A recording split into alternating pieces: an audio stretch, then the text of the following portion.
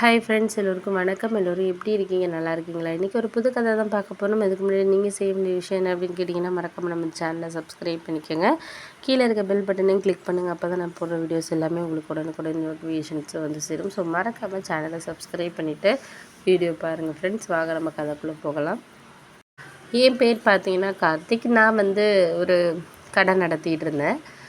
அந்த கடையில் பார்த்திங்கன்னா நோட்டு புத்தகங்கள் இந்த விஷயங்கள்லாம் வந்து ஸ்டேஷ்னரி ஐட்டம்லாம் வந்து சேல்ஸ் பண்ணுறது. ஏன்னா ஒரு காலேஜுக்கு ஆப்போசிட்லேயே இருந்ததுனால அப்பா தான் முதல்ல அந்த கடையை நடத்திட்டு இருந்தார். அவர் ரிட்டையர் ஆனதுக்கப்புறம் அவருக்கு அப்புறம் வந்து அவருக்கு முடியாமல் கொஞ்சம் உடம்பு முடியாமல் போனதுக்கப்புறம் அண்ணன் வந்து அவர் வெளிநாட்டுக்கு வேலை பார்த்துக்கிட்டு இருந்தார். வெளிநாட்டு வேலையை விட்டுட்டு இங்கே வந்து அந்த கடையை பார்த்துக்கிற அளவுக்கு அவருக்கு வந்து அந்த அளவுக்கு அவர் சொல்லிட்டார்.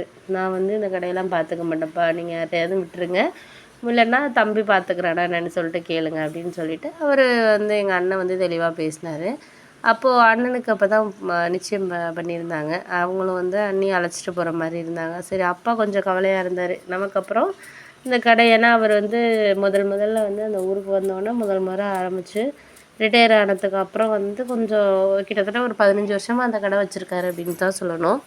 அவர் கொஞ்சம் பாதியிலேருந்தே வச்சுருந்தார் வேலை. ஏன்னா வந்து ஒரு சீக்கிரமாகவே ரிட்டையர்மெண்ட் வாங்கிட்டார். ஏன்னா வீடு கட்டணுங்கிறதுனால 2 வீடு வந்து அண்ணனுக்கு ஒரு வீடு, எனக்கு ஒரு வீடு பக்கத்துலேயே வந்து ஒரே இதுலேயே வாசப்படி வந்து 2 வாசப்படி வச்சு வந்து வீடு கட்டினார் 2 பசங்களுக்கும். அக்கா ஒருத்தவங்க, அக்காவை வந்து சொந்த மாமாவுக்கே வந்து கல்யாணம் பண்ணி கொடுத்தாங்க. அதுக்கப்புறம் அப்பாவுக்கு கொஞ்சம் இதானதுக்கப்புறம் வந்து முடியாமல் போனதுக்கப்புறம் அந்த கடையை யார் நடத்தலாம் அப்படின்னு சொல்லிட்டு இது பண்ணப்போ, அதுக்கப்புறம் நான் யோசித்த விஷயம் என்னென்னா, நம்ம எப்படியும் வெளியில் போய் சம்பாதிச்சாலும் ஒரு மாதம் என்ன, அப்போ தான் டிகிரி முடிச்சிருந்தேன், ஒரு 20,000 சம்பாதிக்கலாம். அதையும் அப்பா கடையிலேருந்தே கொஞ்சம் நம்ம இம்ப்ரூவ் பண்ணி கொஞ்சம் வந்து நம்ம இது பண்ணக்கூடாது அப்படின்னு சொல்லிட்டு நான் யோசித்தேன். அதுக்கப்புறம் வந்து கொஞ்சம் ஜெராக்ஸ் மிஷினு இதெல்லாம் அப்போ வந்து கொஞ்சம் ஜெராக்ஸ் போடுறதுக்கெல்லாம் வந்து பக்கத்து ஏரியாவுக்கு போயிட்டு போட்டுட்டு வர்ற மாதிரி இருந்துச்சு. அதனால வந்து சரி, ஜெராக்ஸ் மிஷின் வந்து நம்ம வாங்கி இது பண்ணுவோம் அப்படின்னு சொல்லிட்டு ஜெராக்ஸ் மிஷின்லாம் வந்து வாங்கினது. அதுக்கப்புறம் வந்து அதுக்கு கொஞ்சம் வந்து எனக்கு தெரிஞ்சவங்க வந்து கொஞ்சம் கடன் வாங்கினேன். தெரிஞ்சவங்கள்ட்ட கடன் வாங்கி அதுக்கப்புறம் ஜெராக்ஸ் மிஷின்லாம் வாங்கினோம்.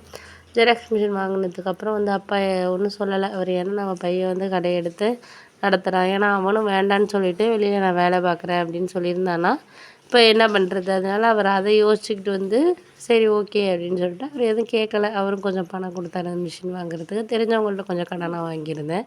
அதுக்கப்புறம் நம்ம கொடுத்துக்கலாம் அப்படின்னு சொல்லிட்டு. அதுக்கப்புறம் அம்மா என்ன சொன்னாங்கன்னா, பார்த்துப்பா, நீ வந்து ரொம்ப இன்வெஸ்ட் பண்ணுறேன்னு சொல்லி இது பண்ணிடாத. ஏன்னா வந்து அப்பா இத்தனை வருஷம் வந்து எதுவும் கடனே இல்லாமல் அந்த கடையை நடத்திட்டு இருந்தார் அப்படின்னோடனே கொஞ்சம் பயந்தாங்க. எல்லாருக்குமே அப்படி தானே இருக்கும். புதுசாக நம்ம போயிட்டு ஒரு கடை வியாபாரம் இது பண்ண போகிறோங்கிறப்போ எல்லாருக்குமே கொஞ்சம் பயம் இருக்க தானே செய்யும், முதல் முறையாக பண்ணுறப்போ. அதே மாதிரி தான் எங்கள் அம்மாவும் சொன்னாங்க.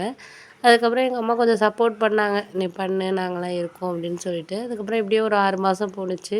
கொஞ்சம் ஜெராக்ஸ் மிஷின்லாம் வந்து கொஞ்சம் வந்து நல்லா இதாக ஆரம்பிச்சிச்சு. பிரிண்ட் அவுட்டு எல்லாமே வந்து அங்கேயே ஆரம்பித்ததுனால வெளியில் போயிட்டு இன்னொரு பக்கத்து தெருவில் போய் எடுக்கிறது இதுக்கு தான் இருக்குது. அதுவும் நான் வந்து கொஞ்சம் பேப்பர்லாம் ஹோல்சேல் வாங்கி இது பண்ணுறதுனால கொஞ்சம் வந்து விலை கம்மியாகவும் வந்து